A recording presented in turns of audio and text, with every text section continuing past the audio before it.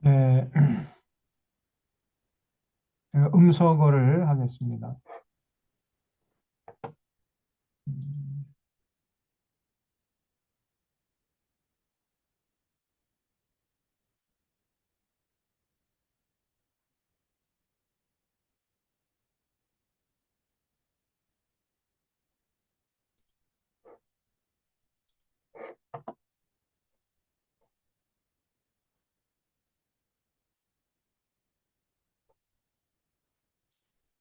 예, 잘 보이죠?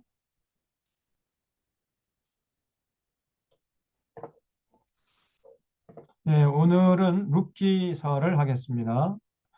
지난주에 사사기까지 했죠. 이제 사사 시대가 끝나고 그다음에 왕정 시대가 시작되잖아요. 왕정 시대. 그래서 이스라엘의 초대 왕이 사울이었죠. 그래서 왕정 시대가 시작되기 전 사사 시대와 왕정 시대 그 중간에 룻기가 끼어 있어요. 그러니까 사사기하고 왕정 시대에 대한 기록인 사무엘 상하 그 사이에 룻기가 끼어 있잖아요. 그래서 룻기의 기록 목적은 다윗 가문의 신앙을 보여주기 위함이었다. 이렇게 돼 있죠. 이게 무슨 말이냐면은 여러분 사무엘 상하서 원래는 우리 성경에는 이제 사무엘 상하서로 이렇게 두 권으로 나뉘어 있지만은 원래 원어 성경을 보면은 사무엘서로 이렇게 돼 있습니다. 딱 한 권으로 돼 있어요. 사무엘서. 그래서 이 사무엘서 혹은 사무엘 상하서의 그 주인공이 누구예요? 사무엘 상하서의 주인공 다윗이죠, 다윗.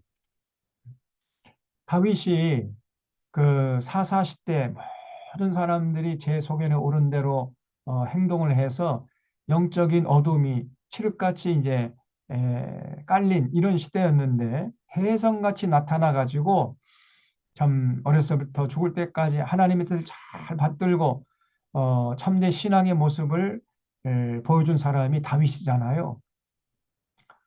그래서 하나님께서 다윗을 보기만 하면은 마음이 흐뭇했습니다.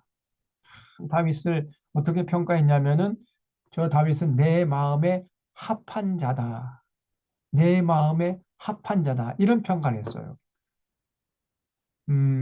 그러니까 참 다윗이 대단한 신앙의 소유자였던 것을 볼 수가 있고 그렇게 참 모든 사람들이 제 소견에 옳은 대로 살아버리는 이런 세상 속에서 딱 부러지게 하나님 의지하고 하나님 중심으로 살아간다는 것 제 소견에 옳은 대로 살지 않고 하나님의 뜻을 받들어 살아간다는 것은 결코 쉽지 않습니다.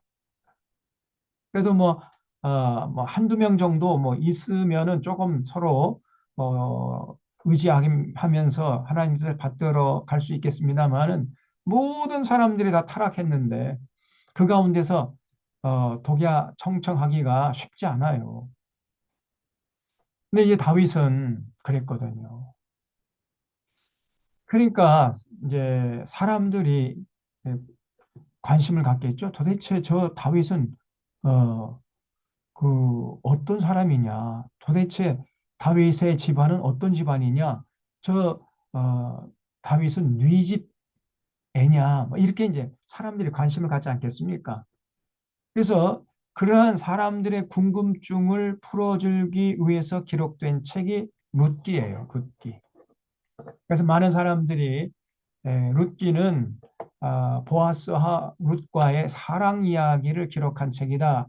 이런 식으로 생각을 하는데 그것보다도 더 궁극적인 목적은 다윗 가문의 신앙을 보여주기 위함이었어요.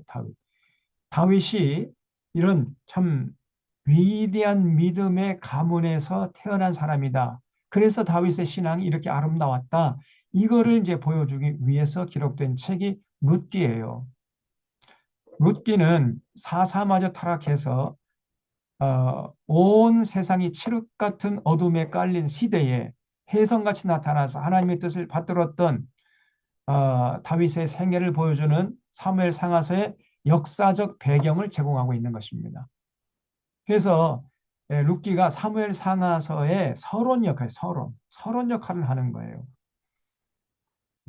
음, 그래서 사실은 이 룻기의 그 핵심 구절이 룻기 4장 18절부터 22절입니다. 그래서 여기 룻기 4장 18절 한번 펴보세요. 베레스의 계보는 이러하니라. 베레스는 헤스론을 낳고 헤스론은 람을 낳았고 람은 아미나답을 낳았고 암미나답은 나손을 낳았고 나손은 살몬을 낳았고 살몬이 보아스를 낳았어요. 이 살몬이 누구냐면은 그 여리고성의 정탐꾼으로 갔던 두 정탐꾼 중에 한 사람입니다. 이 살몬이. 그래서 이 살몬하고 여리고의 기생 누구죠? 라합이죠. 그 라합과 살몬 사이에서 낳은 어, 아들이 바로 보아스예요. 그래서 이 보아스가 이제 자라가지고 보아스가 이제 룻하고 또 결혼했어요. 룻. 그래서 그 오벳을 낳았는데 보아스와 룻 사이에 낳은 아들이 오벳인데 오벳이 누구냐면은 다윗의 할아버지입니다. 오벳은 이세를 낳았고 이세는 다윗을 낳았다 그랬죠? 그러니까 거꾸로 이제 족보를 거슬러 올라가면은 다윗의 아버지가 이세고 다윗의 할아버지가 오벳이죠. 오벳. 그리고 다윗의 증조 할아버지가 보았습니다. 보았어. 그리고 다윗의 고조 할아버지가 살몬이에요. 살몬도 아주 믿음이 좋았고 보아스도 믿음이 좋았고 그리고 오벳도 믿음이 좋았고 이세도 믿음이 좋았고 그런 신앙의 4대, 5대를 이렇게 참 신앙의 명문 가문에서 태어난 사람이 다윗이고 그렇기 때문에 다윗이 참 하나님 마음에 합한 삶을 살았다. 이거를 보여주기 위해서 기록한 책이 룻기예요. 그래서 정말 하나님이 쓰시기에 합당한 그런 위대한 믿음의 사람들이 이렇게 쉽게 일어나는 게 아닙니다. 적어도 신앙의 4대, 5대 이렇게 정말 지나면서 그 신앙의 대를 잘 이어받은 이런 가문에서 하나님이 쓰실 만한 사람이 태어난다는 거예요.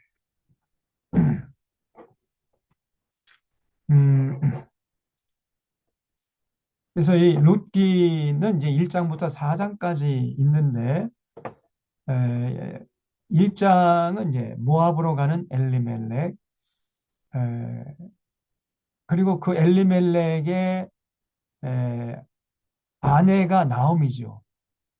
그래서 엘리멜렉과 나오미 사이에 이제 두 아들을 낳는데 그 갑자기 그냥 다 죽어버려요. 남편과 아들들이 다 이제 죽어버리고 나오미하고 두 자부들만 남았습니다. 그래서 이제 베들레헴으로 이제 나오미가 이제 모압 여인 룻과 함께 돌아오는 이러한 내용으로 돼 있어요. 1장이. 자, 1장 한번 보겠습니다. 룻기 1장을 펴보세요.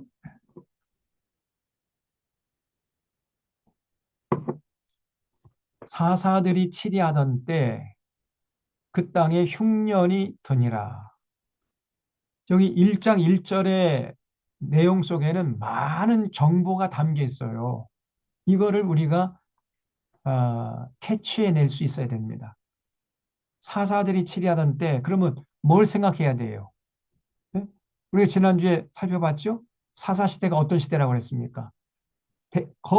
모든 사람들이 물론 창조적인 그런 다윗 가문 같은 창조적인 극소수의 사람들은 하나님의 뜻을 받들어 살았지만은 거의 대부분의 사람들이 제 소견에 옳은 대로 살았다 그랬잖아요. 제 소견에. 그러니까 그 시대가 영적 어둠이 짙게 깔린 시대였지 않습니까?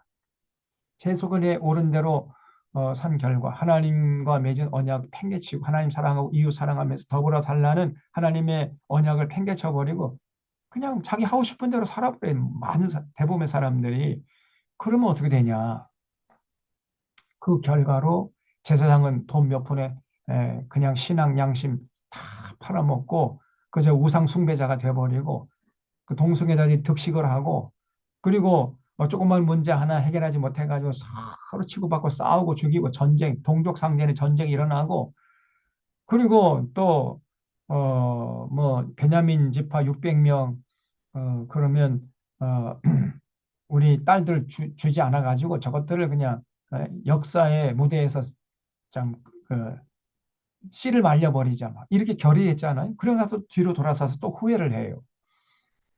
그런 다음에 이제 400명에게는 저 길라 야베스 올라가 가지고 칼로 강탈해 가지고 그 여자들 데려와 가지고 안에 삼으라 그러고 또 나머지 200명은 저 어딥니까?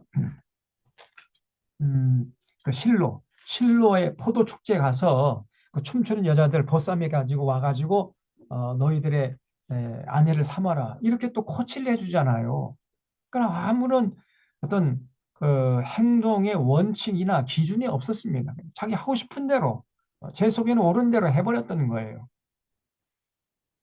그러니까 결국은 사회가 불안해지겠죠. 어떤 여러분 그 헌법이 그래서 중요한 거 아닙니까? 예? 그 이번에 한덕수도 그 저 대통령 대행이라고 하면은 헌법재판관을 그 임명을 해야 되는데 이놈이 안 해버리잖아요. 그러니까 나라가 이렇게 어지러운 거 아닙니까? 그 대통령이면 국회에서 추천한 헌법재판관은 이거는 반드시 임명하게 돼 있는데, 예? 아니, 대통령 대행이라는 놈이 그걸 안 해버리고 말이죠. 여야 합의, 아니, 다 이미 합의해가지고 그 국회에서 결의해서 보냈으면은 당연히 그 임명을 해야죠. 근데 왜 안 하느냔 말이에요. 그러니까 이 내란 숙의 윤석열이의 그 앞제비 노릇을 하는 거죠. 윤석열에게 이제 뭔가 책을 잡힌 것 같습니다.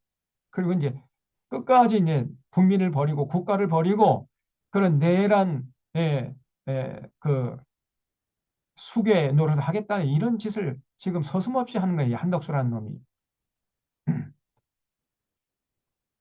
딱 그 나라의 기강이 잡히려면은 그 헌법이 있잖아요. 그 법률에 의해서 그 판단을 하고 생각을 하고 결정을 해가지고 행동을 하면은 나라가 안정이 되는데 제 속에는 옳은 대로 그냥 지 사적인 욕심대로 해버리면 안 되지 않습니까? 근데 사사들의 치리하던 때가 그랬다는 거예요. 그러니까 그 시대에 영적 어둠이 짙게 깔렸고 사회가 불안해지고 백성들은 불행해지고 국력은 약화되고 이랬겠죠. 그때에 흉년이 들었다. 이 흉년은 뭐예요, 그러면? 하나님의 심판이죠. 여러분 그 레위기 26장, 신명기 28장에서 우리가 봤잖아요. 하나님과 맺은 언약을 지키지 않을 때에는 하나님께서 저 하늘에서 이른 비와 늦은 비를 딱 그치게 해가지고 가뭄이 오게 하고 비가 하늘에서 내려오지 않으면은 그 당시 그 옛날인 전부 다 천수답인데 뭐 비가 오지 않으면 농사를 못 짓지 않습니까? 그러니까 흉년이 와요, 흉년. 기근 저 가뭄이 오면 흉년이 오고 흉년이 오면 기근이 오게 되어 있습니다. 다 굶주리는 거예요. 그런 시대였다는 거죠. 자, 그때에 2절 보겠습니다. 아니, 10년이 드니라 유다 베들레헴에 한 사람이 그의 아내와 두 아들을 데리고 모압 지방에 가서 거류했는데 그랬죠? 이제 베들레헴에 사는 어떤 사람이 있었는데 그 사람이 이름이 뭐냐면요. 2절에 보면 그 사람의 이름은 엘리멜렉이라는 사람이에요. 이 엘리멜렉이 원래 부자였습니다. 부자란 말이 뒤에 나와요. 그러면 그 동네에 흉년이 들었을 때 부자의 할 일이 뭡니까? 부자는 뭘 해야 돼요? 그렇죠? 창고를 빨리 개방해서 굶주리고 있는 동네 사람들 양식을 나눠줘서 그 굶어 죽지 않도록 도와줘야 하는 것이 부자의 역할 아니겠습니까? 그 부자의 책무예요, 그거는. 여러분이 그 물질의 공공성, 어, 부자의 공공성이란 말이 있어요. 그거 꼭 잊지 말아야 됩니다. 그 사회에서 많은 혜택을 받아가지고 부자가 된 사람들, 예? 많은 물질을 누리고 권력을 누리고 그 사회에 많은 혜택을 받은 사람들은 기득권자들은요. 그만큼 그 사회의 책임을 많이 감당해야 됩니다. 더 많이 감당해야 돼요. 세금도 더 많이 내야 되고요. 어? 그리고 국방의 의무, 교육의 의무, 그것도 더 많이 감당을 해야 돼. 근로의 의무도 더 많이 감당해야 되고, 납세의 의무도 더 많이 감당해야 되고, 왜냐하면 그 사회에 더 혜택을 많이 받았으니까요. 그걸, 그 물질의 공공성이라고 그래. 그래서, 어, 그 사회가 어렵고 굶어 죽는 사람이 속출하고 그렇게 그런 상황이 되면은 부자들은 빨리 자기 창고를 개방해서 굶주리고 있는 그 백성들을 굶주리지 않도록 양식을 나눠줘 가지고 그 생명을 연장시키는데 앞장서야 할 거 아니요. 그것이 부자의 책무인데. 응? 그런데 이 엘리멜렉이라는 사람은요, 그렇게 하질 않았다는 거예요. 엘리멜렉 가만히 생각해 보니까, 야, 이러다가는 이거 내 재산, 예, 없어지겠다. 안 되지. 그래가지고 자기 재산 전부를 팔아가지고 모압 땅으로 도망갔다는 거예요. 모압 땅으로 도피한 겁니다. 그래서 아내와 두 아들을 데리고 모압 지방으로 내려가서 거기서 거류했다는 거예요. 그 흉년이 났는데, 예? 부자가 엘리멜렉이 말이죠. 그 베들레헴에서 모압으로 가면 됩니까? 안 됩니까? 그 안 되는 거죠. 베들레헴 그 땅에 계속 남아서 굶주리고 있는 그 백성들, 이웃들을 자기 창고 다 개방해가지고 먹여 살리는 그런 일을 했어야 되는데 안 하고 모압지으로 가버렸어요. 모압지방. 재산 다 처분해가지고. 여러분 하나님께서 우리에게 항상 두 가지 갈래길을 놓아 두셨다 그랬죠? 하나는 생명길이고 하나는 사망길이에요. 하나는 복된 길이고 하나는 저주길입니다. 하나는 천국길이고 하나는 지옥길이에요. 이 두 가지 갈래길이 우리에게 항상 이렇게 에, 나타나는데 그때마다 그 선택은 우리가 해야 돼요. 우리 누가 해주는 게 아닙니다. 내가 해야 돼요. 하나님께서 인간을 선택의 자유를 주셔서 창조하셨어요. 오직 인간만이 선택할 수 있는 자유를 갖고 있습니다. 모든 세상의 피조물은 선택의 자유가 없어요. 개나 돼지가 선택의 자유가 있습니까?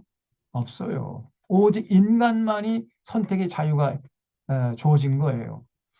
그래서 선택의 자유가 주어져 있기 때문에 하나님께서 인간에게 책임을 물을 수가 있는 겁니다. 자유가 주어지지 않으면 책임도 물을 수가 없는 거예요. 그래서 이 선택할 수 있는 자유와 책임과 자유 이거는 불가분의 관계예요. 자유가 없으면 책임도 못 묻습니다. 종에게는 자유가 없잖아요. 주인이 하라고 하는 것만 할 수밖에 없지 않습니까? 그렇기 때문에 뭘 잘못해도 그 종에게 책임을 물을 수가 없고 그 주인에게 책임을 물어야 돼요. 여러분 그 중고등부 학생들 성인이 되기 전에 그 부모 밑에서 살아갈 때에는 부모에게서 독립을 하기 전에는 선택의 자유가 없잖아요. 그러니까 그 청소년 시대에 잘못하게 되면 그 청소년에게 죄를 묻지 않고 그 부모에게 죄를 묻는 거예요. 그렇게 돼 있습니다. 자유가 없기 때문에 책임도 못 물었습니다. 그래서 책임을 물으려면 자유가 전제돼야 돼요. 그래서 하나님께서 우리에게 참 선택의 자유를 주셔서 창조를 하셨기 때문에 하나님이 두 가지 갈래길을 주셨습니다. 생명길과 그 사망길, 복된 길과 저주길. 그 두 갈래길에서 선택을 해야 돼요. 여러분도 마찬가지, 저도 마찬가지고 항상 선택의 연속의 인생이라는 게 선택의 연속이다. 그래서 항상 우리는 두 가지 갈래길에서 이리 갈까 저리 갈까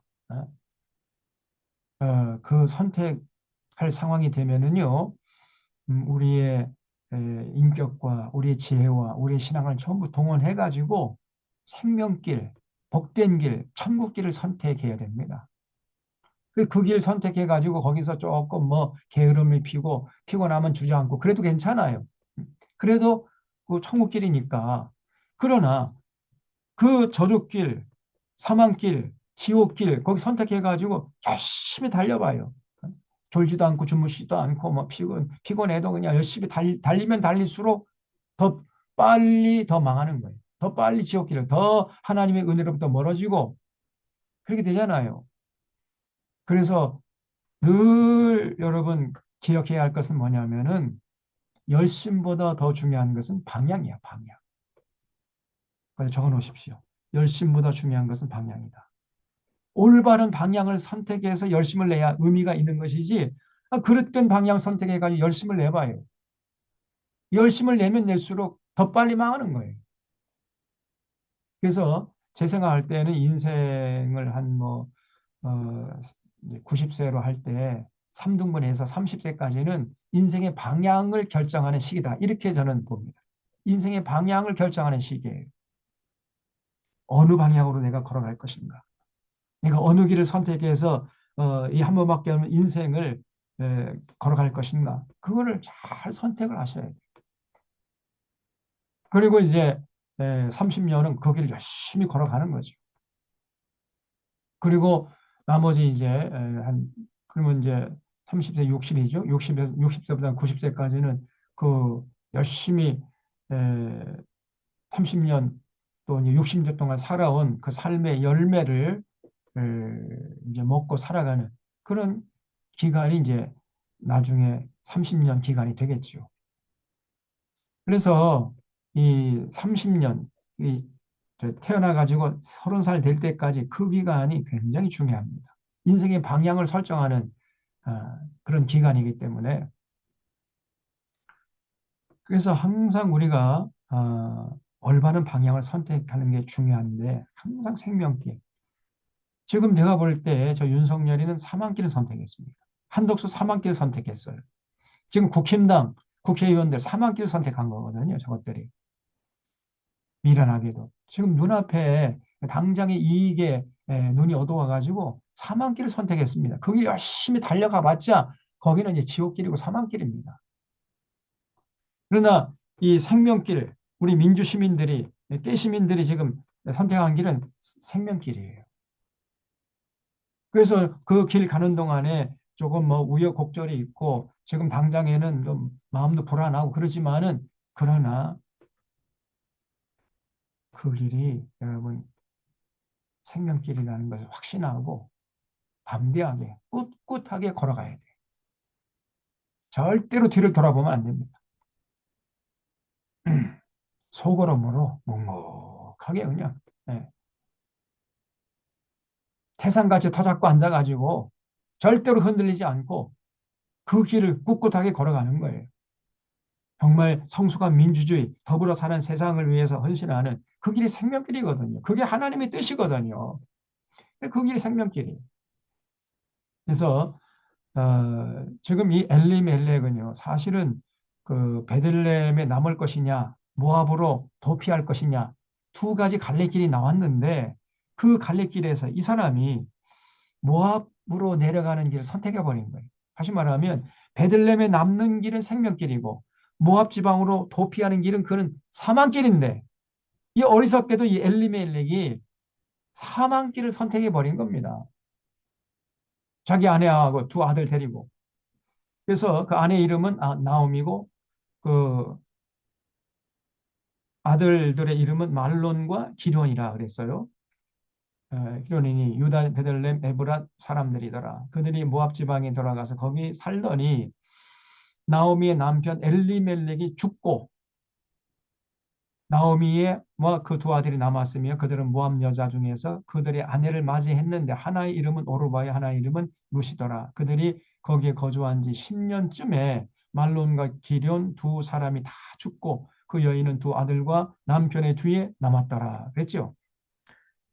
그러니까 10년 정도 이제 모압에 내려가서 살았는데 그 10년 동안에 엘리멜렉도 죽고 두 아들도 다 죽어버려요. 말론과 기른도 다 죽어버렸어요. 당연하죠. 왜냐하면 사망길을 선택했으니까.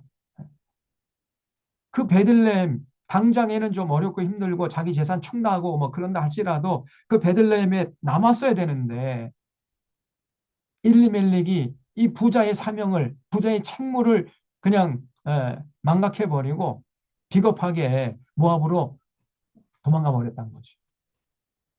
사망길인 줄도 모르고 결국은 거기서 다 죽고 말았습니다. 참으로 어리석은 인생이죠. 지금 우리나라도요. 기득권자들이 이 사회에 더 많은 책임을 감당해야 됩니다. 아니 수입이 많으면 세금 많이 내는 건 당연한 거예요. 그게 선진국이거든요. 저 유럽이나 이런 데는요. 훨씬 더 세금을 많이 낸답니다. 그리고 세금 더 많이 내게 해달라고 부자들이 그런데 저 북유럽이라든가 이런 데는 에, 수입이 많은 사람들이 우리가 세금을 더 많이 내겠다 이렇게 나오는 그게 정상적인 거거든요. 근데 우리나라 이 부자들은 이 쫄부들만 있어가지고 어떻게든 세금을 적게 내려고 그리고 모든 국민으로서의 의무는 감당하려고 하질 않고 권리만 누리려고 그래요. 그거는 어, 부끄러운 것입니다. 그거는 민주시민의 자격이 없는 거예요.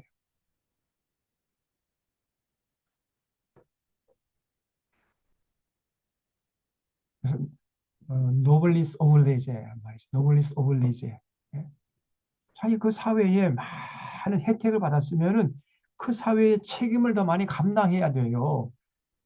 그것이 상식이고 그것이 정상적인 행위단 말이죠. 근데 이런 당연한 것이 지금 이 나라에는 통용이 안 돼요. 예?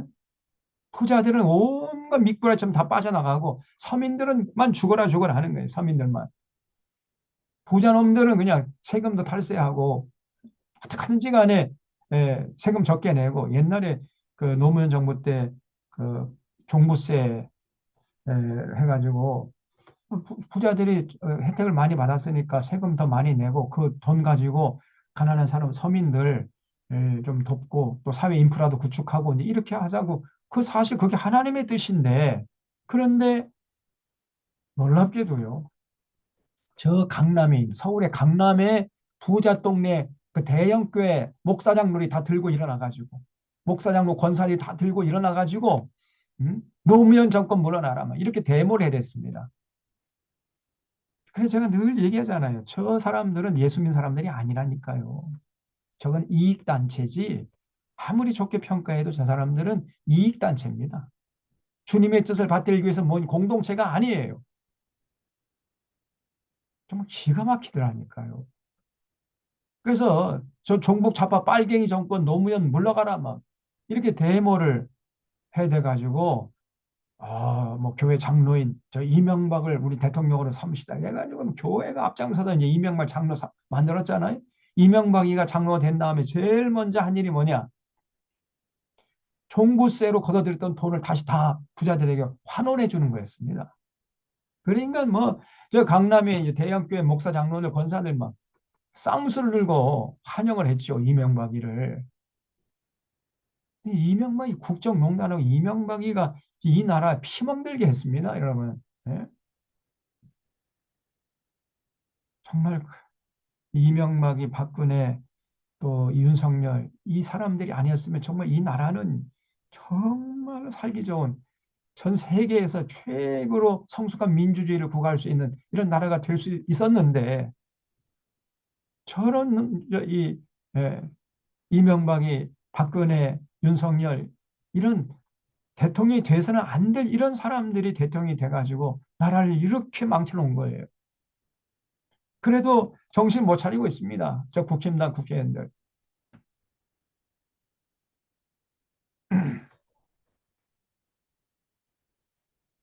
음,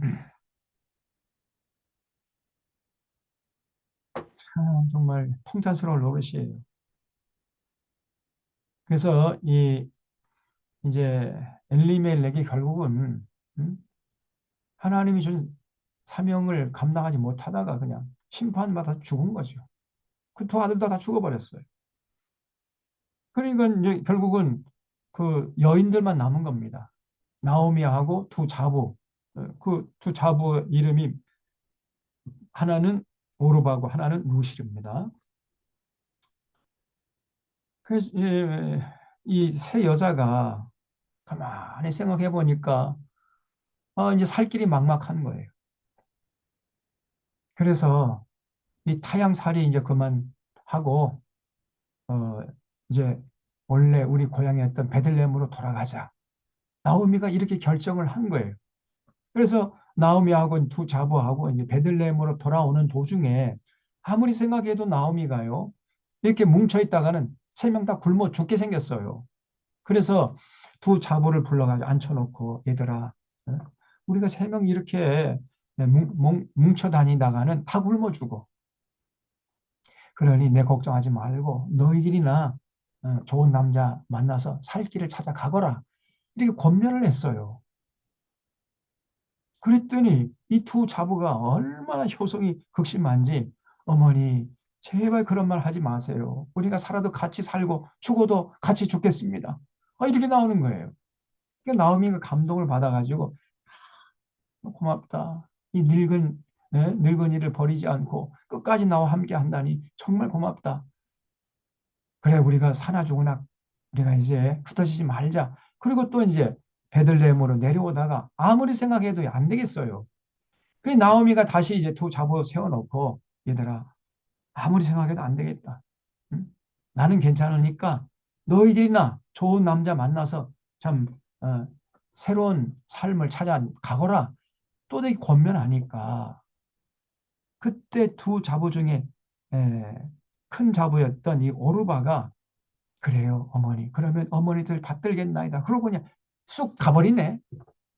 그러니까 이 나오미가 예, 자기 그 둘째 자부 루세에게 너 그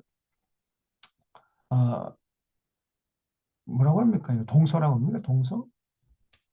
음, 그 동서도 어, 제 살 길 찾아갔으니까 너도 제 살 길 찾아가거라. 좋은 남자 만나서 행복하게 살아라. 내 걱정하지 말고 어서 가거라. 이렇게 권면했더니요. 나오미가 하는 얘기가 어머니 그런 말 하지 마세요. 저는 어머니가 가는 곳에 나도 가고 어머니가 죽어 묻히는 곳에 나도 죽어 묻히겠나이다. 어머니의 하나님이 내 하나님이 되실 것입니다. 뭐 이렇게 얘기하네.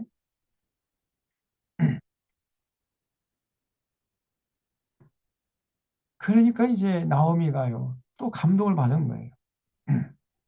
그래서 그래. 그러면 고맙다. 그러면 이제 룻하고 어, 나오미하고 이제 베들레헴에 돌아왔다는 건데 여러분 제가 사실 그때 가서 인터뷰를 한 게 있어요. 루트에 가서 물어봤어요, 제가. 예. 아니, 정말 그 어머니 곁을 떠나고 싶지 않았느냐. 그랬더니 루시 하는 얘기가 실상은 떠나고 싶었답니다. 떠나고 싶었는데 떠나서는 안 될 것 같아서 떠나지 않았다는 거예요. 떠나려면은 먼저 떠나야 되는데, 예? 그 오르바처럼 먼저 떠나면은 떠날 수 있었는데 아니, 오르바가 떠나버리고 나마저 떠나버리면 저 늙으신 어머님은 누가 공양을 하나. 그런 생각을 하니까요. 도저히 못 떠나겠다는 거예요. 그래서 남았다는 겁니다. 제가 인터뷰를 했다니까요. 여러분, 떠나고 싶지 않아서 떠나고 싶지 않아서 떠나지 않은 거하고 떠나고 싶었지만은 떠나지 않은 거하고 어느 것이 더 훌륭합니까? 네? 잘 판단이 안 서요? 다시 말합니다. 떠나고 싶지 않아서 떠나지 않은 거하고 떠나고 싶었지만은 떠나지 않은 거하고 어떤 게 더 훌륭한 거예요? 나고 당연하지. 싶지 않지만, 그렇죠. 당연하죠. 후자죠, 후자. 떠나고 네. 싶었지만은 떠나지 않은 거. 나마저 떠나버리면은 저 늙으신 어머님은 누가 공양을 하나. 그래서 못 떠난 거죠. 이제 안 떠난 게 아니라 못 떠난 거예요. 그 정도로 루시오 사려 깊은 여인이었다는 거예요. 사려 깊은 여인. 음. 이 루시 그 마음이 비단 같고 천사 같았습니다. 아주 순수하고 순결하고 그리고 그 어머니의 신앙을 이어받아 가지고 참 그 하나님을 잘 믿는 그런 아름다운 여인이었다는 거예요. 그런 얘기가 일장에 나옵니다. 제가 소설 쓴 게 아니고 그 일장에 있는 내용을 그대로 여러분에게 말씀드린 거예요. 그래서 여기 1장 6절 보면 이제 그 여인이 모압 지방에서 여호와께서 자기 백성을 돌보시사 그들에게 양식을 주셨다 함을 듣고 어, 이에 두 며느리와 함께 일어나 모압 지방에서 돌아오려 하여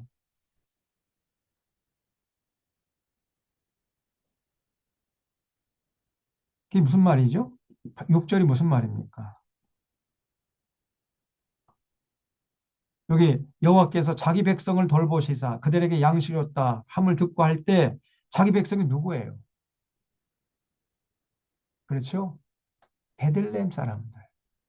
베들레헴 사람들이 그 흉년에서 이제 다시 벗어나 가지고 음, 참 하나님이 은혜 베풀어 가지고 하늘에서 이름이 늦으면 적당히 내려서 풍년을 맞아야겠다. 그 소식을 듣고 아유 그러면은 우리가 베들레헴으로 내려가자 이렇게 결정을 했다는 거예요. 7절 있던 곳에서 나오고 두 며느리도 그와 함께하여 유다 땅으로 돌아오려고 길을 가다가 나오미가 두 며느리에게 이르되 너희는 각기 너희 어머니의 집으로 돌아가라. 너희가 죽은 자들과 나를 선대한 것 같이 여호와께서 너희를 선대하시길 원하며 여호와께서 너희에게 허락하사 각기 남편의 집에서 위로를 받게 하시길 원하노라 하고 그들에게 입맞춤에 그들이 소리를 높이 울며 나오미에게 이르되 아니니이다. 우리는 어머니와 함께 어머니의 백성에게로 돌아가겠나이다. 이렇게 나오는 거예요. 두 며느리들이 참 효성이 지극한 며느들이었죠.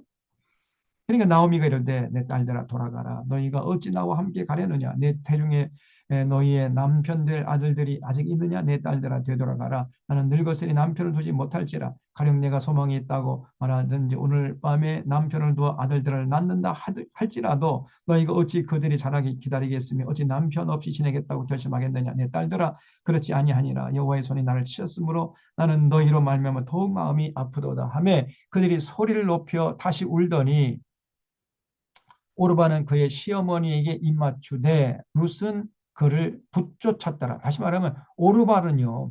두 번째 그렇게 권면하니까 그래요. 그럼 어머니 뜻을 받들겠습니다. 그리고 가버렸다는 거예요. 그러나 룻은 가지 않고 글을 할 때 이게 남성 대명사를 봤는데 그녀입니다. 그녀. 그 시어머니. 그 나오미를 끝까지 이제 쫓겠다고 한 거예요. 나오미가 또 이르되 보라 내 동서는 그의 백성과 그의 신들에게로 돌아가니 너도 너의 동서를 따라 돌아가라 하니 룻이 이르되 네게 어머니를 떠나며 어머니를 따르지 말고 돌아가라 간권하지 마옵소서. 어머니께서 가시는 곳에 나도 가고 어머니께서 머무시는 곳에서 나도 머물겠나이다. 어머니 백성이 나의 백성이 되고 어머니 하나님이 나의 하나님이 되시리니 어머니께서 죽으시는 곳에 나도 죽어 거기 묻힐 것이라. 만일 내가 죽는 일 외에 어머니를 떠나면 어머니께서 내게 벌을 내리시고 더 내리시기를 원하나이다. 이렇게 나오는 거예요. 네, 실제로는 룻이 그 어머니를 떠나고 싶었습니다. 원래 룻은 어느 나라 사람이었어요? 어느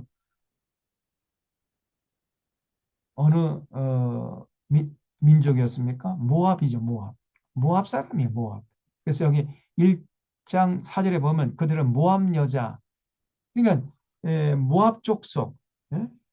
그러니까 유대 족속 하나님이 택함 받은 이스라엘 백성이 아니었어요.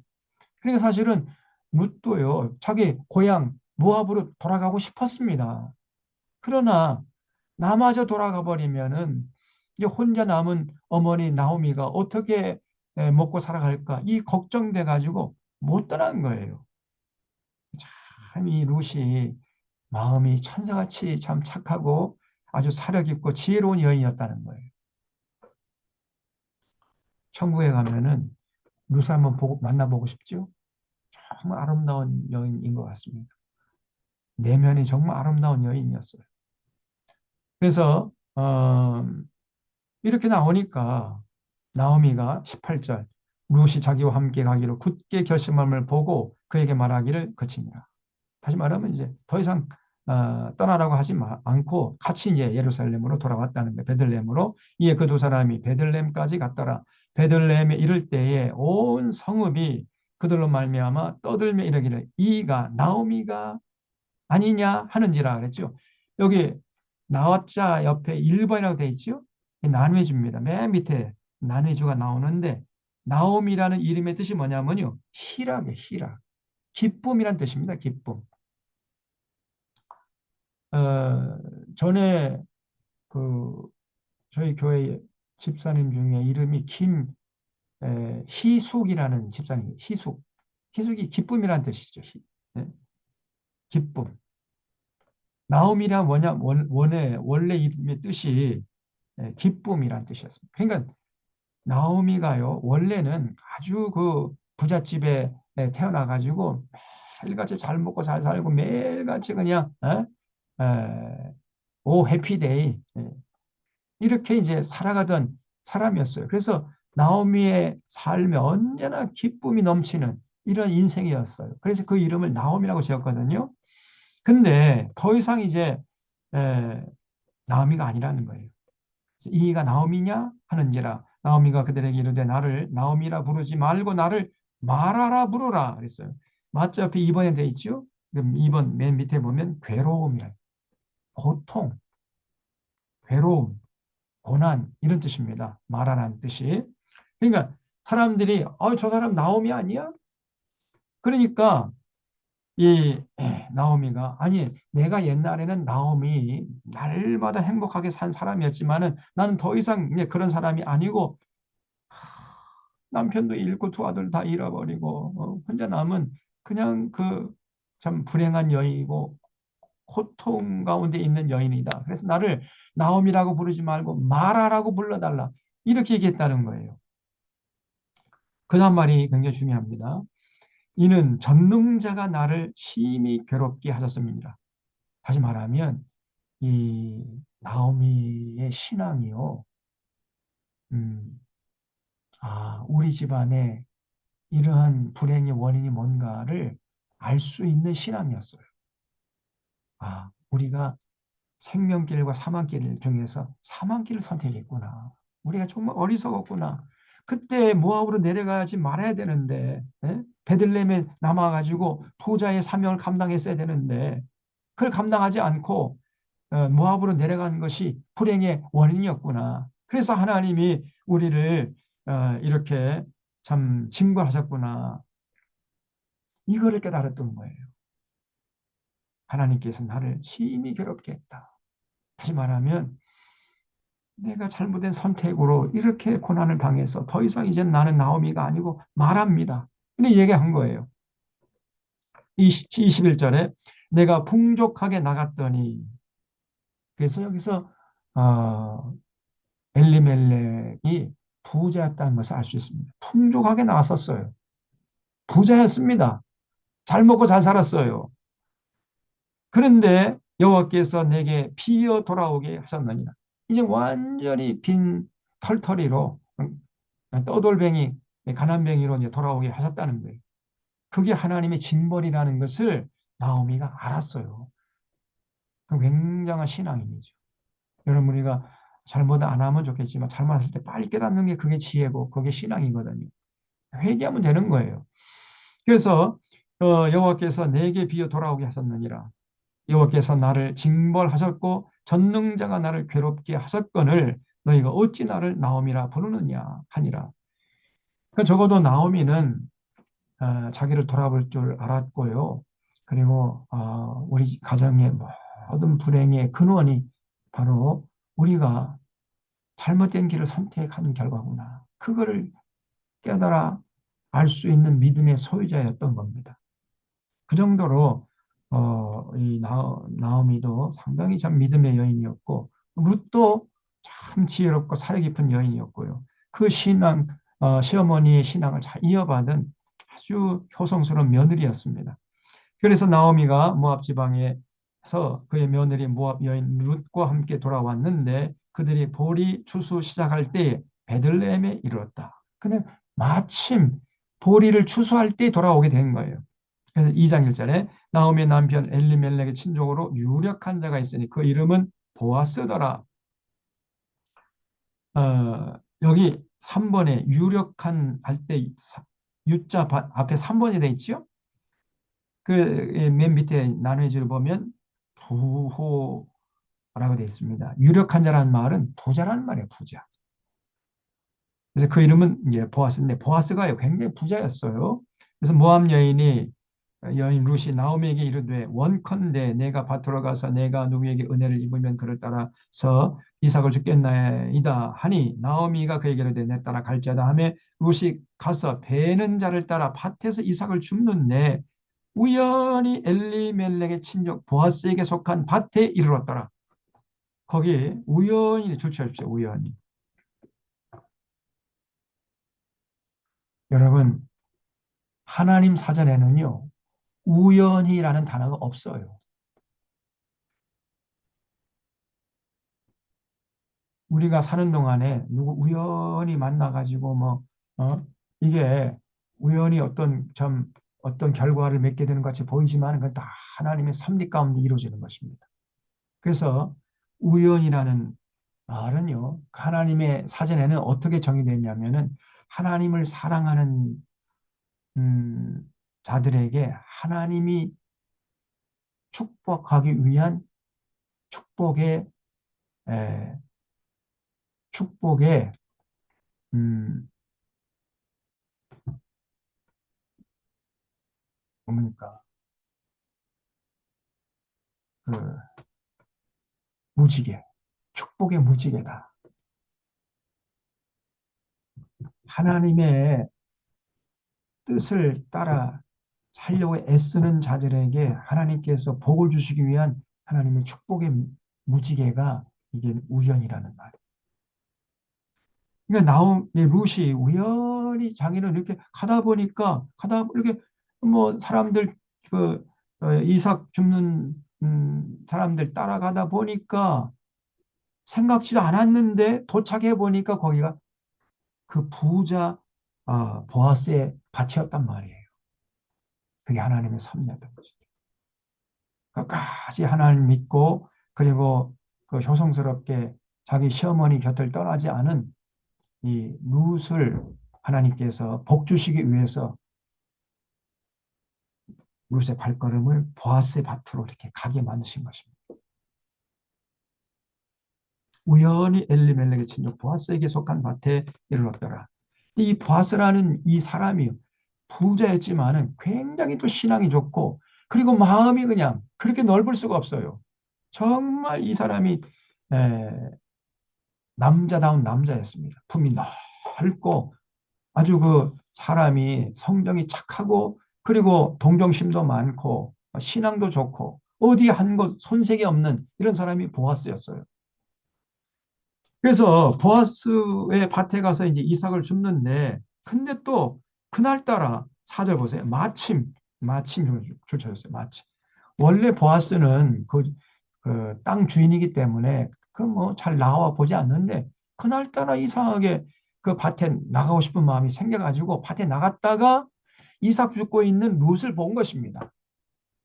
마침 보아스가 베들레헴에서부터 와서 베는 자들에게 이르되 여호와께서 너희와 함께 하시길 원하노라 하니 그들이 답하되 여호와께서 당신에게 복 주시길 원하나이다 하니라. 보아스가 베는 자들을 거느린 사원에게 이르되 이는 누구의 소녀냐? 그건 보아스의 눈에요. 룻이 확 들어온 거예요. 그래서 이 보아스하고 룻이 서로 이제 바라보잖아요. 서로 이제 바라볼 때 그 시선이 이제 오갔을 거 아닙니까? 그 시선 속에 그냥 전깃불이 팍 친 거예요. 그래서 결국은 사랑에 빠졌답니다. 이 두 남녀가. 이 보아스가 보니까 룻이 하늘에 내려온 천사같이 보이는 겁니다. 그렇게 하나님께서 역사하신 거예요.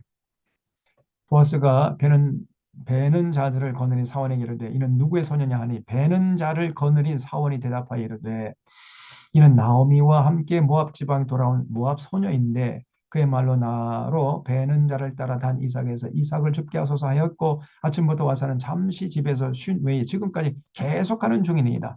보아스가 룻에게 이르되 내 딸아 들으라 이삭을 주우러 다른 밭으로 가지 말며 여기서 떠나지 말고 나의 소녀들과 함께 있으라. 이렇게 보아스가 룻에게 굉장히 친절히 대했습니다. 그들이 베는 밭을 보고 그들을 따르라. 내가 그 소년들에게 명령하여 너를 건드리지 말라 하였느니라. 목이 마르거든 그레스에 가서 소년들을 길어 온 것을 마실지니라 하는지라. 이렇게 하면서 아주 자비를 베풀었어요. 보아스가 룻에게 보자마자 그냥. 그러니까 보아스하고 룻이요. 이게 마음이 통한 거예요. 이심전심이란 말 있잖아요. 여러분 딱 보면 사람이 통하는 데가 있잖아요. 응? 그 어떤 영감이라는 게 있습니다. 그리고 어떤 직관이라는 게 있어요. 직관. 야, 딱 봤는데, 야, 저 사람 정말 하나님이 평생 응? 동역자로 나를 묶어주신 사람이구나. 이게 딱 직관이 오잖아요. 그런 영감이 들지 않습니까? 그런 느낌이 있을 때가 있지 않습니까? 지금 보아스가 룻을 볼 때에 전기불이 팍팍 튀었다 그랬잖아요. 그래서 너무나 너무나 친절하게 되고 자비를 베풀어. 그래서 절대 다른 밭으로 가지 말고 이 밭에 항상 와서 그 이삭을 줍고 그리고 그 소년들에게 내가 명령해가지고 절대로 저 소년은 건드리지 말라 했으니까 다른 데 가지 말아라. 10절에 룻이 엎드려 얼굴을 땅에 대고 절하며 그에게 이르되 나는 이방 여인이거늘 당신이 어찌하여 내게 은혜를 베푸시며 나를 돌보시나이까. 그렇죠. 이 룻이 모함 여인이잖아요. 이방 여인이잖아요. 보아스는 이제 이스라엘 백성, 유대 백성이고. 근데 어떻게 이방 여인인데 당신이 내게 이렇게 은혜를 베푸십니까? 이렇게 사랑을 베푸십니까? 그러니까 보아스가 그에게 대답하여 이르되 너의 남편이 죽은 후로 내가 시어머니에게 행한 모든 것과 내 부모와 고국을 떠나 전에 알지 못하던 백성에게로 온 일이 내게 분명히 알려졌느니라. 그러니까 보아스가요 룻에 대한 소문을 듣고 알고 있었던 거예요. 아 나오미가 10년 만에 돌아왔는데 또 모함 여인과 돌아왔는데 그 모함 여인이 그렇게 시어머니가 마음대로 너 좋은 남자 만나서 재혼해서 떠나가라고 이렇게 해도 절대 떠나지 않고 끝까지 그 나오미를 그 시어머니를 공양하겠다고 하는 이런 아주 소성스러운 여인이 돌아왔다. 이런 소문이 이 베들레헴에 자자했거든요. 그래서 이제 저 보아스도 도대체 이 룻이라는 여인이 누군가 궁금했었는데 그 자기 밭에 온 소녀가 눈에 딱 띄어가지고 그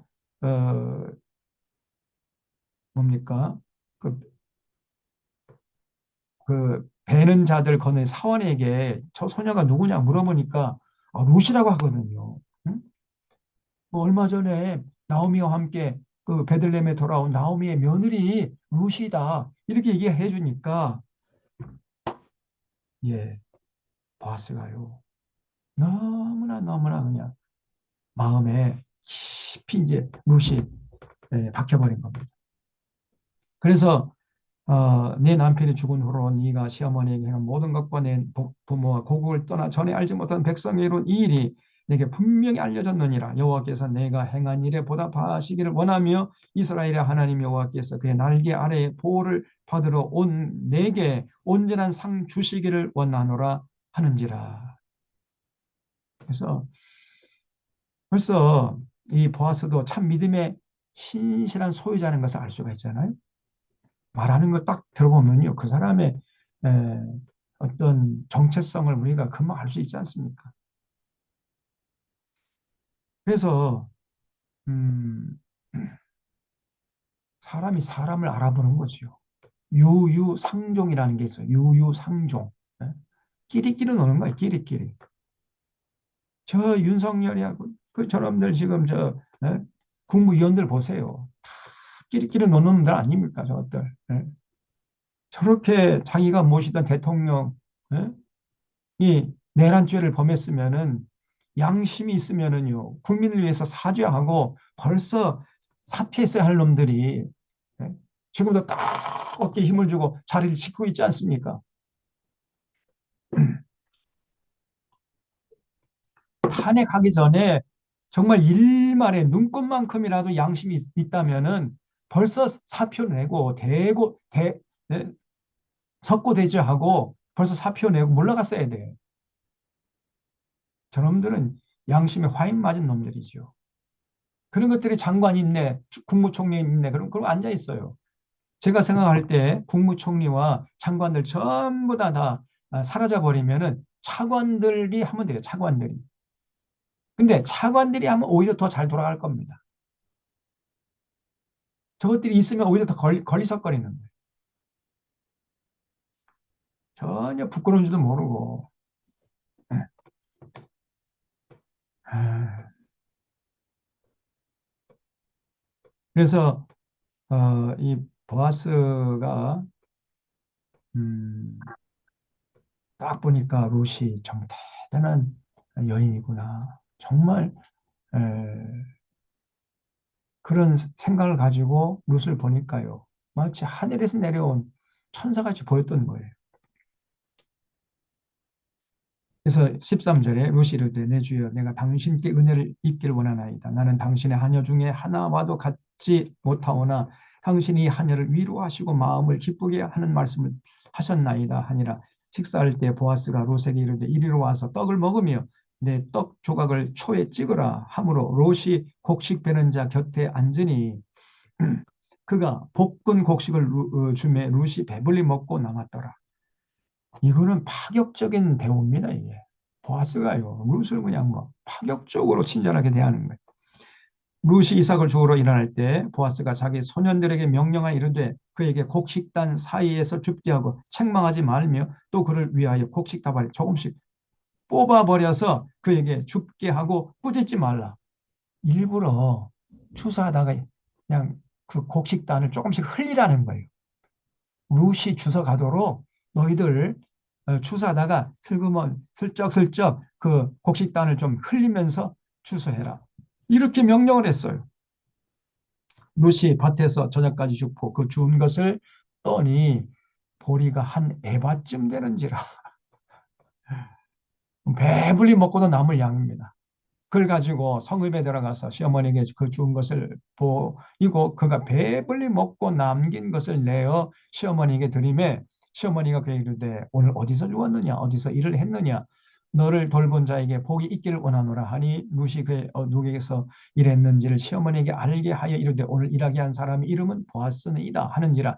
나오미가 자기 며느리에게 이르되 그가 여호와로부터 복받기를 원하노라 그가 살아있는 자와 죽은 자에게 은혜 베풀기를 그치지 아니하는도다 하고 나오미가 또 그에게 이르되 그 사람은 우리와 가까우니 다시 말하면 가까운 친척이었어요. 보아스가 또 알고 보니까 우리 기업을 물을 자 중에 하나이니라 하니라. 기업 물을 자 거기 줄 쳐주십시오. 레위기 25장 한번 펴보세요. 레위기 25장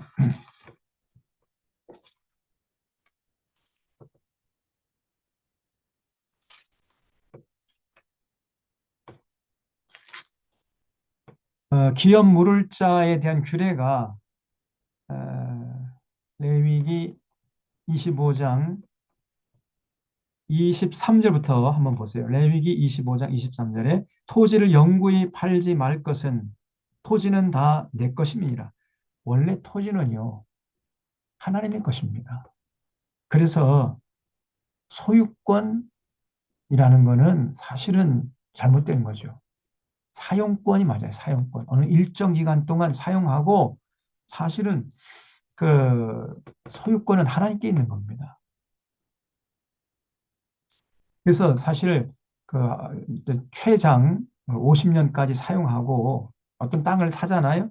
그러면 소유권은 여전히 하나님, 다시 말하면 국가에게 있는 것이고 개인은 땅을 샀으면 50년 동안 사용할 수 있는 사용권만 있는 거예요. 그리고 이제 50년 지나면 다시 국가에게 반납을 해야 되는 겁니다. 그게 원래 성경적인 거예요. 근데 우리나라는 이제 한번 땅을 사면은 뭐 영원히 자기 거 되잖아요. 그래서 이제 자기가 죽으면 이제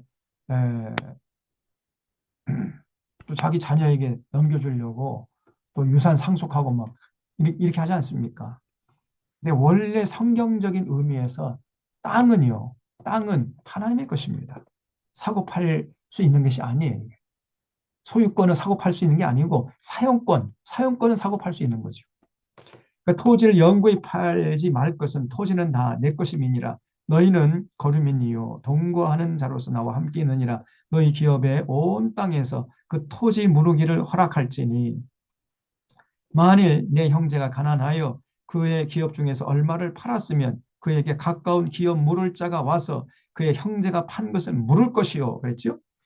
그러니까 예를 들어서 사업하다가 이제 망했어요. 그러면 그 땅을 이제 처분해가지고 빚을 갚아야 할 거 아닙니까? 그래서 땅을 팔아가지고 그 판값으로 이제 빚을 갚았단 말이죠. 그럴 때 그 땅을 다시 소유할 수 있는 그 길이 뭐냐?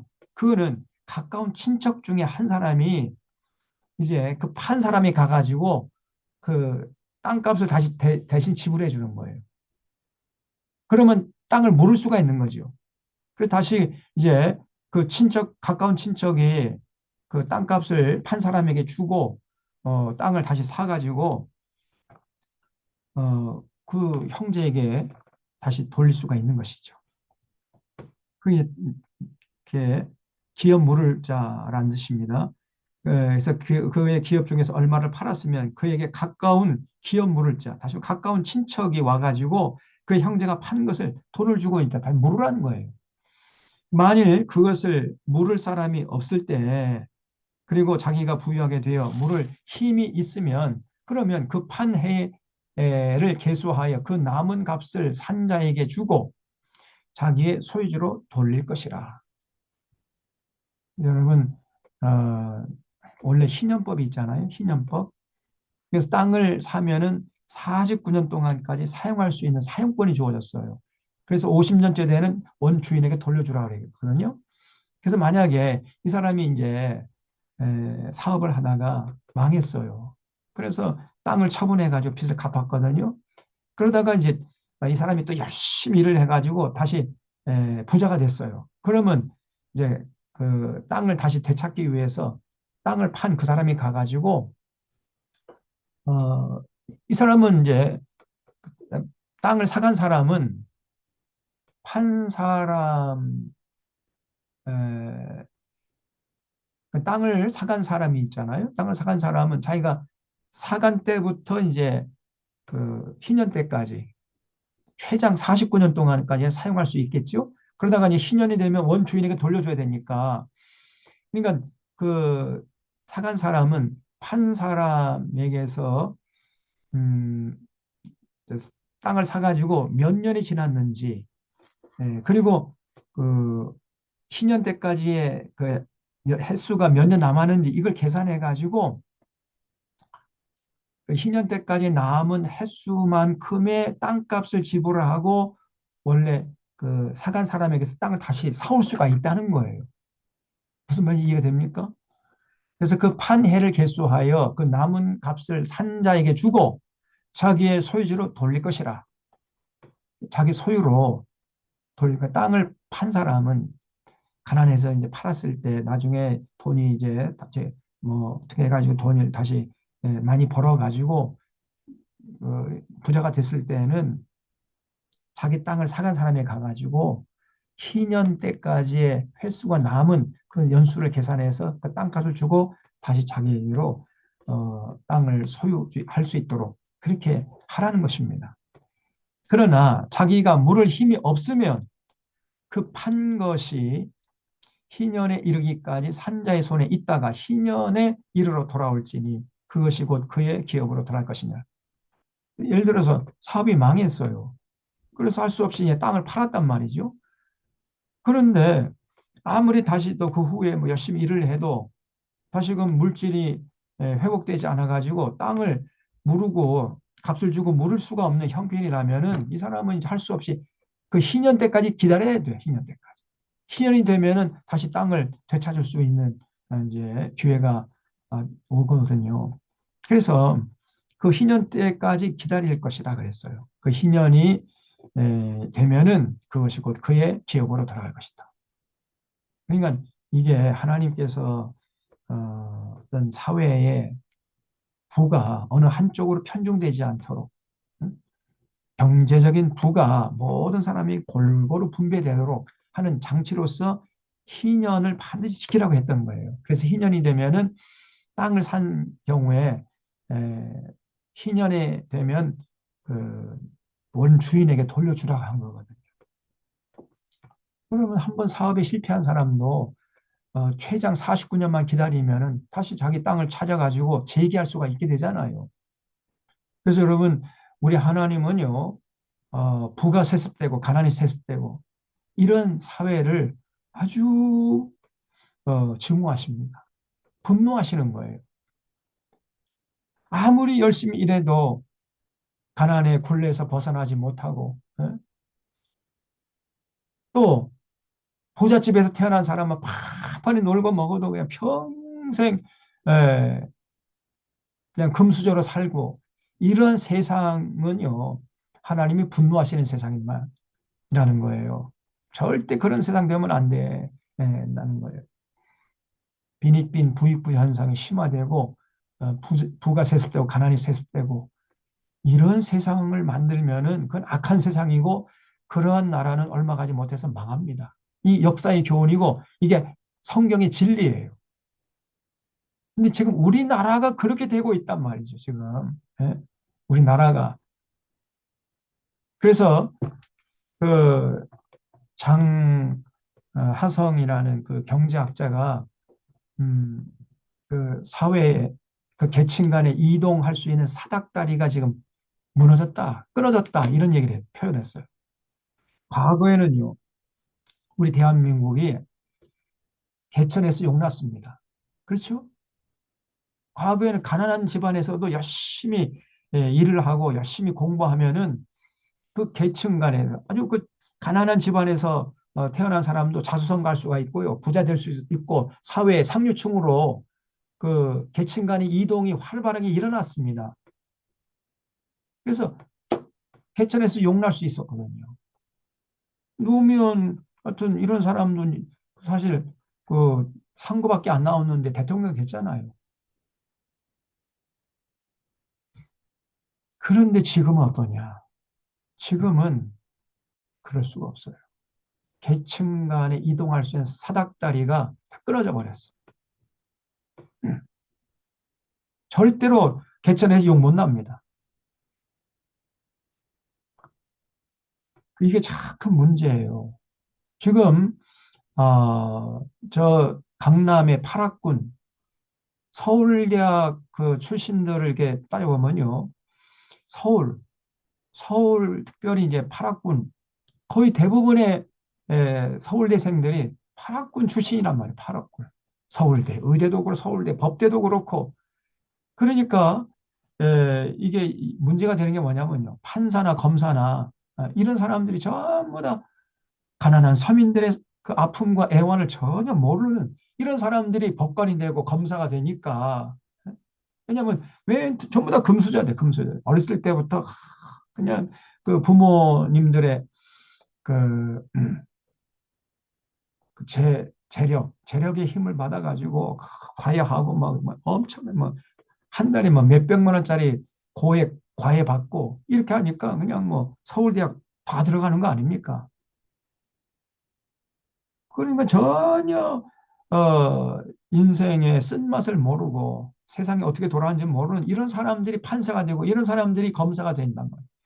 과거에는 그렇지 않았어요. 판사 검사들이 사실은 가난 집안에서 한 판사가 나오고 검사가 나왔거든요. 그런데 지금은 판사 검사들이 거의 대부분 금수저들. 이게 큰 문제입니다. 이 빈익빈 부익 편상이 이렇게 극심하게 되고 그렇게 되면은 사회 불평등이 심화되고 그러면 그 나라는 얼마 가지 못해서 망합니다.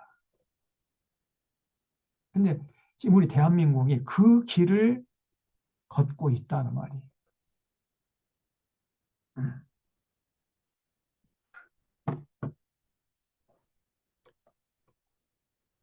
어,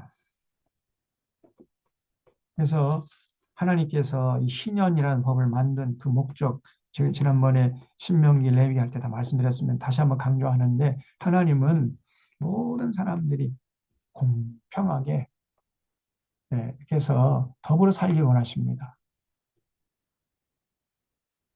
부자들이 더 많은 세금을 내고 더 많은 책임 감당하고 서민들은 더 조금 벌었으니까 조금 내야죠 세금을. 근데 부자들은 다 빠져나가 이것들이.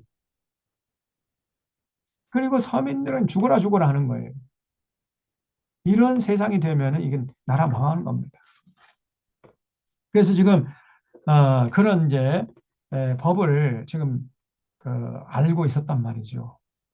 레위 25장의 그 법을 알고 있어가지고 바로 이 보아스가 우리 가까운 친척에서 우리 잃어버린 땅, 땅을 팔고 이제 모압으로 내려갔잖아요. 그 땅을 다시 찾아올 수 있게 해주는 그 가까운 친척이 된다는 거예요. 그런 얘기입니다. 21절. 그래서 모압 여인 루시 이르되 그가 또 내게 이르기를 내 젖을 다 마치기까지 너는 내 소년들에게 가까이 있으라 하더이다 하니 나오미가 며느리 루스에게 이르되 내 딸아 너는 그의 소녀들과 함께 나가고 다른 밭에서 사람을 만나지 아니하는 것이 좋으니라. 네, 그래서 다른 밭으로 가지 말고 보아스 밭으로만 가라. 이렇게 이제 나오미가 코치를 해줬다는 거예요. 이에 루시 보아스와 소녀들에게 가까이 있어서 보리 추수와 밀 추수를 마치기까지 이삭을 주으며 그의 시어머니와 함께 거주하니라. 그다음에 3장에 그러다가 이제 결국은 이제 루시 보아스와 가까워진 거예요. 여기 3장 3절에 보면 너는 목욕하고 기름을 바르고 의복을 입고 타작마당에 내려가서 그 사람이 먹고 마시기 다 하기까지 그에게 보이지 말고 그가 누울 때는 그가 눕는 곳에 알았다가 들어가서 그의 발치 이불을 들고 거기 누우라. 그러니까 네 할 일을 내게 알게 하리라. 다시 말하면 이제 저희 나오미가요 룻과 보아스 사이를 딱 간파하고 둘이 이제 사랑하도록 연애하도록 그렇게 맺어주려고 했단 말이죠. 그래서 결국은 이제 룻이 그렇게 했어요. 그래서 룻이 여기 7절에 보면 보아스가 먹고 마시고 마음이 즐거워가서 곡식 딴 다음에 끝에 눕는지라 룻이 가만히 가서 그 발찌 이불을 들고 거기 누웠더니 밤중에 그 놀라 몸을 돌이켜본즉 한 여인이 자기 발찌에 누워있는지라 이르되 네가 누구냐 하니 대답하니 나는 당신의 여종 루시오니 당신의 옷자락을 펴 당신의 여종을 덮으소서 이는 당신이 기업 물을 자가 됨이니이다. 다시 말하면 나를 취하소서 이렇게 이제 얘기했다는 거예요. 그랬더니요 보아스가 이르되 딸아 내 딸아 여호와께서 내게 복 주시길 원하노라 내가 가난하건 부하건 젊은 자를 따르지 아니했으니 내가 베푼 인내가 처음보다 나중이 더하도다. 그리고 이제 내 딸아 두려워하지 말라 내가 내 말대로 네게 다 행하리라. 내가 현숙한 여자인 줄을 나의 성읍 백성이 다 아는 참으로 나의 기업을 물을 자인 나 기업 물을 자로서 나보다 더 가까운 사람이 있으니 이 밤에 여기서 머무르라. 아침에 그가 기업 모를 자의 책임을 내게 이행하려 하면 좋은 그가 그 기업 모를 자의 책임을 행할 것이냐. 그러나 만일 그가 기업 모를 자의 책임을 내게 이행하기를 기뻐하지 아니하면 여호와께서 살아계심 두고 맹세하노니 내가 기업 모를 자의 책임을 내게 이행하리라. 아침까지 누워 있을지니라.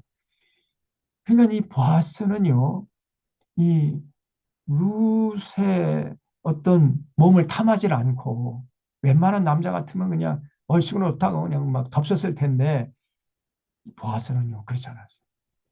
절차가 있으니까 염려하지 말아라. 응? 그래서 사실은 나보다도 더 가까운 친척이 있어. 그래서 그 친척에게 먼저 우선권을 주고 그 사람이 만약에 에, 뭐 허락하면은 나는 당신을 취할 수가 없어.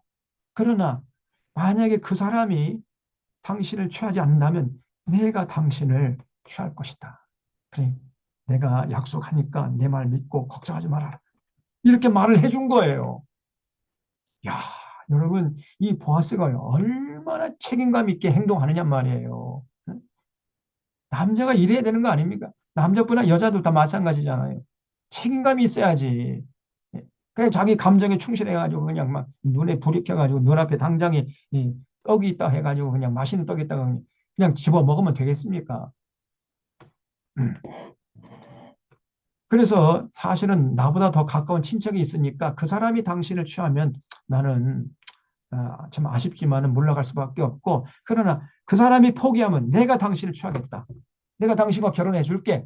쉽게 말하면 이런 얘기예요. 그래서 이제 사장에 보면은요, 보아스가 성문에 올라가서 거기 앉아 있어. 마침 보아스가 말하는 기업 물을 자가 지나가는 거예요. 가까운 친척이 지나가는 거예요. 그래서 그 사람에게 이제 당신이 이 엘리멜렉, 나오미의 가장 가까운 친척이니까 당신이 이 여인을 취하겠소?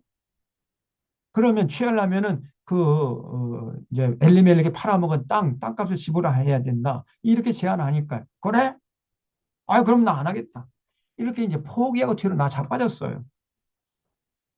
여기 사절 보세요. 내가 여기 앉은 이들과 내 백성 장로들 앞에서 그걸 사라고 내게 말하여 알게 하려 하노라. 만일 내가 물으려면 물으려니와 만일 내가 물으지 아니하려거든 내게 구하여 알게 하라. 내 다음은 나요. 그 외에는 물을 자가 없느니라 하니 그가 이르되 내가 물으리라 하니라. 보아스가 이르되 내가 나오미의 손에서 그 밭을 사는 날에 그 죽은 자의 아내 모압 여인 루색에서 사서 그 죽은 자의 기업의 이름을 그의 이름으로 세워야 할지니라 하니 이게 무슨 말이냐면요. 5절 이게 무슨 뜻이냐면 공동 번역을 보면 잘 나와 있어요. 공동 번역 어떻게 되어 있냐면 보아스가 다짐하였다. 나오미에게서 밭을 넘겨받는 날 당신은 그 고인의 아내 그러니까 엘리멜렉 그 엘리멜렉의 아내 아니 다시 말하면 그 엘리멜렉의 아들이었죠. 엘리멜렉의 아들 이름이 뭐였습니까? 말과 기론의 아내 모압 여자 룻도 또 맡아야 하오. 다시 말하면 룻도 아내로 맞이해서 당신이 결혼을 해야 되고 그리고 그 룻하고 이제 결혼해가지고 자녀를 낳아가지고 그 고인의 이름을 이어 그의 유산을 차지할 사람을 낳아주어야 하오. 이렇게 돼 있어요. 공동 번역에. 그러니까 이 가장 가까운 친척이 기업 물을 고난을 가진 사람이 이제 엘리멜렉이 팔아먹었던 그 땅값도 지불을 하고 그리고 룻과 결혼하고 그리고 또 이제 룻과의 사이에서 이제 아기가 태어나면 그 아기에게 이제 땅을 물려줘야 된다. 이렇게 얘기하니까요. 이 사람이 가만히 생각해 보니까 그러면 나는 도대체 유익한 게 뭐냐? 나 그런 거 안 할래. 그리고 뒤로 나 자빠진 거예요. 그건 여기 6절 그 기업 물을 자가 이런데 나는 내 기업에 손해가 있을까 나를 위하여 물으지 못하노니 내가 물을 것을 내가 네가 물어라 나는 물으지 못하겠노라 그 뒤로 자빠졌어. 그래서 이제 옳거니 하고 보아스가 결국은 룻을 취했다는 거예요. 그래서 룻하고 결혼을 했습니다. 그래서 여기 11절 보면 성문에 있는 모든 백성과 장로들이 이르되 우리가 증인이 되나니 여호와께서 내 집에 들어가는 여인으로 이스라엘 집을 세운 라합과 레아 두 사람과 같게 하시고 내가 에브라스에서 유력하고 베들레헴에서 유명하게 하시길 원하며 여호와께서 이 젊은 여자로 말미암아 네게 상속자를 주사 네 집이 다말이 유다를 낳아준 베레스 집과 같게 하시길 원하노라. 이렇게 이제 축복을 해서 이제 보냈어요. 그래서 결국은 이제 13절 이에 보아스가 룻을 맞아 아내로 삼고 그에게 돌아갔더니 여호와께서 그에게 임신하게 하심으로 그가 아들을 낳았어요. 그 낳은 아들의 이름이 뭐냐면 음, 바로 오벳입니다. 오벳. 그래서 어, 14절에 여인들이 나오미에게 이르되 찬송할지어다 여호와께서 오늘 내게 기업 물을 자가 없게 하지 아니하셨도다. 이 아이의 이름은 이스라엘 중에 유명하게 되기를 원하노라. 이는 내 생명의 회복자이며 내 노년의 봉양자라. 너를 사랑하며 일곱 아들보다 귀한 내 며느리가 낳은 자로다. 여러분, 이 루시오 일곱 아들보다 더 귀한 아들이 며느리예요. 참 이 루시오 얼마나 효성스러우면 이렇게 표현했겠습니까? 나오미가 아기를 받아 품에 품고 그의 양육자가 되니 그 이웃 여인들이 그에게 이름을 지어주되 나오미에게 아들이 태어났다 하여 그의 이름을 오벳이라 했는데 그는 다윗의 아버지인 이새의 아버지였어요. 다시 말하면 다윗의 할아버지였어요. 오벳이. 그래서 결국은 이 룻기의 결론이 뭐냐면 22절이죠. 오벳은 이새를 낳고 이새가 다윗을 낳았다. 해가지고 사무엘 상하서의 서론 역할, 이 다윗이 어느 가문의 출신이냐 하면은 이렇게 신앙의 명문 가문이라는 거예요.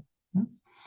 살몬이라는 아주 걸출한 믿음의 용사, 또 그리고 보아스라는 아주 인격이 성숙한 참 믿음의 소유자, 그리고 또 오벳 그런 신앙의 명문 가문에서 자란 그 오벳이 또 이새를 낳고 이새가 결국은 다윗을 낳아가지고 신앙의 5대째를 이어온 신앙의 명문 가문이라는 거예요. 그런 가문에서 태어나서 다윗이 어렸을 때부터 하나님을 잘 믿고 의지하고 평생을 주님과 동행한 하나님과 동행한 이런 삶을 살았다는 겁니다. 그 얘기를 전하고자 하는 것이 룻기예요. 네. 자, 그래서 룻기의 파노라마를 이 정도로 정리하고 다음 주부터는 이제 사무엘 상서 아주 이제 본격적으로 이스라엘 역사가 이제 시작이 되는데 여러분 기대를 해주시고 왕정 시대를 이제 다루는 거예요. 이스라엘의 사사 시대가 끝나고 드디어 이제 왕정 시대가 열리는 그런 역사를 우리가 살펴볼 텐데 여러분 다음 주 새해 들어서 이제 우리가 1월 3일 날 첫 주부터 사무엘 3서를 쭉 살펴보면서 은혜와 진리를 나누겠습니다. 자, 영당 기도하고 마치겠습니다. 하나님 아버지, 오늘 이 룻기를 살펴보면서 우리들의 삶을 돌아보게 하시니 감사합니다. 이렇게 사사시대에 흉년이 들어서 많은 사람들이 굶주리고 있는 가운데 엘리멜렉은 부자였지만 자기 재산을 전부 처분하고 그 모압으로 내려가는 그러한 행동을 했습니다. 생명길과 사망길에서 생명길을 취하지 않고 사망길을 취한 결과로 그 가정에 이런 불행이 임한 모습을 봤습니다. 이 땅에 사는 날 동안까지 우리가 정말 생명길과 사망길에서 언제나 생명길을 택하고 그 복된 길을 택하고 천국길에서 힘차게 걸어갈 수 있는 진정한 지혜로운 사람, 믿음의 사람들 다 되게 하여 주시옵소서. 보아스나 또한 룻과 같은 서로 신실하게 사랑하고 존경하면서 아름다운 가정을 세우게 하시고 그 자녀들을 잘 믿음의 사람으로 양육해서 하나님께 영광을 돌리 신앙의 명문 가문을 이어나갈 수 있도록 주님 도우시고 이런 신앙 명문 가문에서 오늘 이 시대에 하나님이 쓰실 만한 아름다운 하나님의 사람들이 벌떼처럼 일어나게 하여 주시옵소서.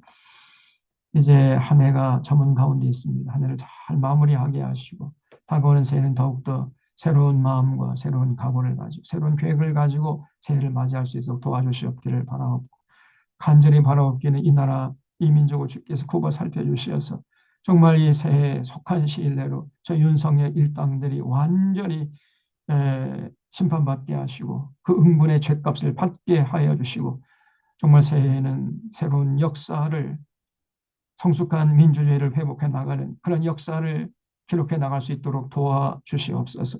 모든 것을 주님께 부탁하옵고 우리 구주 예수 그리스도의 이름으로 기도하옵나이다. 아멘.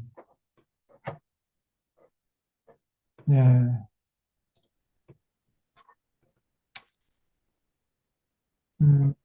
여러분 한 시간 동안 경청해 주셔서 감사를 드립니다. 감사합니다. 연말 잘 보내시고요. 다음 주에 새해 1월 3일 날 금요일 날 뵙도록 하겠습니다. 네, 감사합니다. 안녕하세요. 네, 고맙습니다. 수고하셨습니다. 네. 감사합니다. 수고하셨습니다. 꼬리가 왜 이렇게